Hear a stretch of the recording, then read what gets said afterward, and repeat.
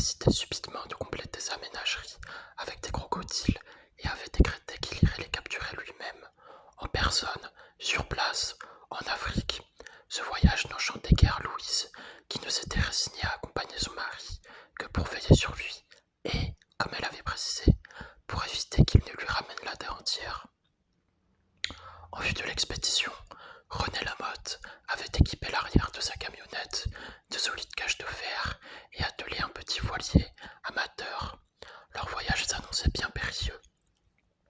Quand nous sommes allés leur dire au revoir, j'ai tout de suite compris dans le regard de Ferdinand que ça n'allait pas être une partie de plaisir. Avec le père Lamotte, on peut s'attendre à tout, même au pire, m'a-t-il dit. Au moment de descendre chez eux, Ferdinand a pris sous son bras une bouée de sauvetage, dans le genre de celle qu'on trouve sur les navires de croisière. Sur un côté, il avait peint, en lettres majuscules, le prénom de Lily. Il aimait personnaliser ses cadeaux. Puis, on est tous montés sur le tracteur, qui, ce jour-là, a démarré au quart de tour. Quand on est arrivé chez les Lamotte, René nous a accueillis à bras ouverts.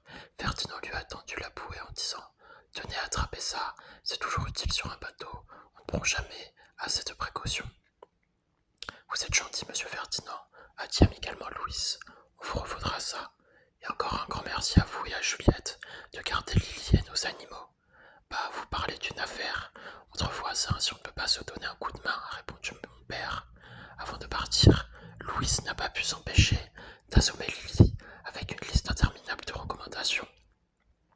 Ne t'expose pas au soleil trop longtemps, couvre-toi bien la nuit, sois toujours très poli avec monsieur Ferdinand et avec madame Juliette, fais tout ce qu'ils te diront, pense bien à te laver les oreilles et à te brosser les dents après chaque repas, à te coiffer le matin, à te passer les mains sous l'eau avant de mettre à table. Et patati et patata, ça n'en finissait pas.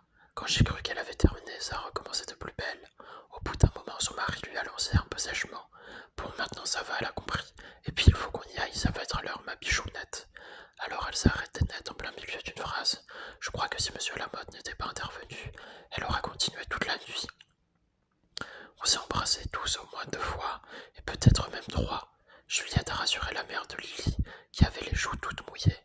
Pars sans crainte, Louise, tu peux dormir tranquille, je m'occuperai de Lily comme si c'était ma propre fille.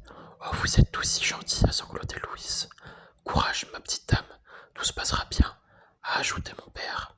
René a donné le signal du départ d'un coup de klaxon, et Louise a couru jusqu'au camion qui a démarré, avant même qu'elle ait eu le temps de fermer la portière. Nous leur avons fait des signes jusqu'à ce qu'ils aient disparu derrière la colline. René était tellement excité de partir que nous avons entendu retentir son klaxon italien jusqu'au pont des Rigoles. Le soir du départ, Lily n'a pas décroché un mot. L'absence de ses parents s'annonçait longue. On a respecté son silence et sa tristesse, mais au bout d'un moment, elle s'est mouchée un grand coup et a réclamé de la soupe dans un demi-sourire. Moi, j'étais plutôt content de la situation car pendant toute la durée du voyage de ses parents, j'allais la voir pour moi tout seul.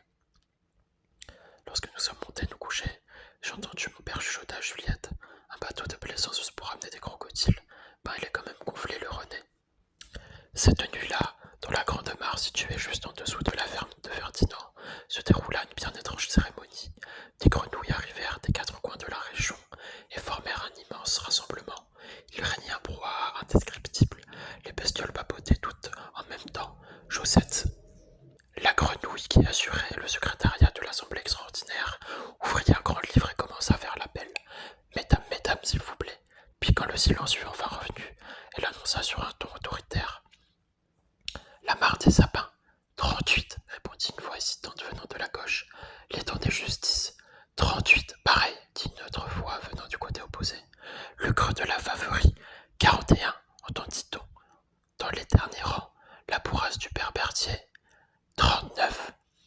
Aucune mare ne fut oubliée. Tous les étangs, même les plus petits creux d'eau de la région, furent appelés à se prononcer les uns après les autres. Puis Josette referma son livre et dit sans reprendre sa respiration. Et pour finir, l'étang du pont des Rigoles. 40, annonça l'ultime Bagdratien d'une voix ferme et assurée. À ce moment-là, tous les regards convergèrent vers une grenouille qui semblait être plus âgée que les autres, sans doute la doyenne. Son visage était soucieux, elle se racla plusieurs fois la gorge, visiblement émue, avant de prendre la parole. Mes chers amis,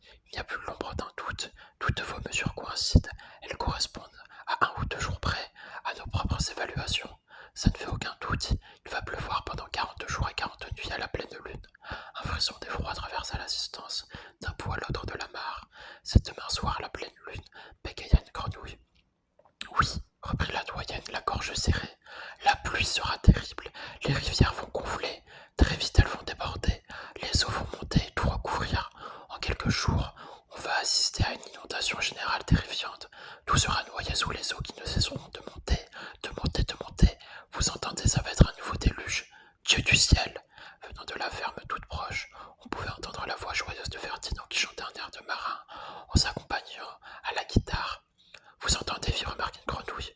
Ah misère, ils ne se doutent de rien, les pauvres. C'est épouvantable, ils vont mourir comme tous les autres. Est-ce qu'on pourrait au moins essayer de les prévenir? Mais comment veux-tu qu'ils nous croient?